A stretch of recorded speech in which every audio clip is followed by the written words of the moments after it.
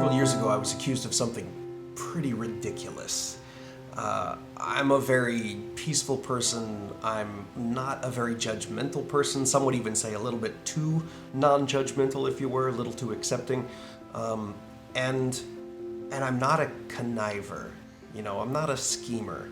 And yet somebody looked at me and said, "No, I know that you're planning something. I know that you're scheming. I know what this is all about." Of course, it wasn't about that. They were completely wrong.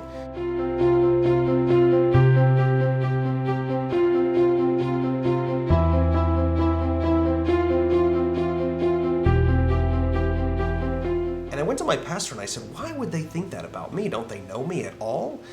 And he said, "Micah, people don't know other people as well as you think. They know themselves. They project themselves on other people and assume other people are just like them." And that explains so much. Because think about it. This person who was accusing me of that, they were a schemer. They were a conniver. They were judgmental.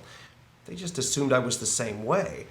And so when they saw traits like that in me, where my behaviors could have been seen as being conniving or manipulative, they just assumed it was.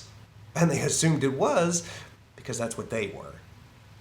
I don't want to get too political, but when, ultra-leftists accuse the conservatives of all kinds of hate and being bigoted and all that stuff and unloving, and they don't see us for who we are, I think a lot of that is because that's how they feel towards us. They hate us. They discriminate against us. So they assume that we're the same way.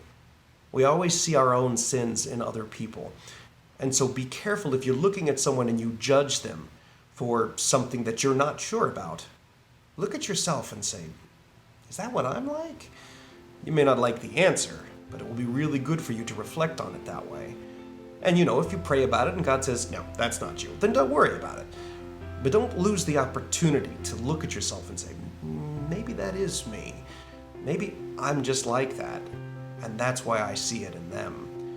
And let them be who they are, and let God fix who you are. That's it for today, guys. Thanks.